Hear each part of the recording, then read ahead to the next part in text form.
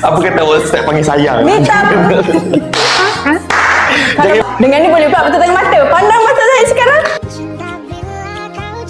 Tak apalah lagi abang. sabar je. Tengok awak pula panggil sayang lepas ni. Okay. Tolong panggil sayang. Pak saya. Sejak rambut dia dah betul. Okey, kalau betul lah boleh panggil sayang, panggil lah sayang, tengok.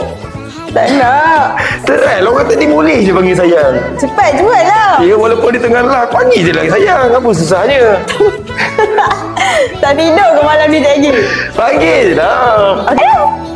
Abang nak awak yang start dulu.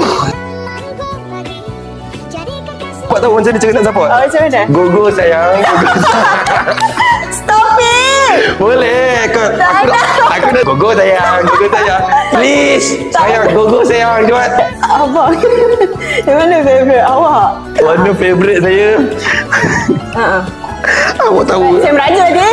Awak Kalau tahu. tak pilih saya merajuk. Ya, warna favourite hitam tu lah. Tak. Favourite. Oh.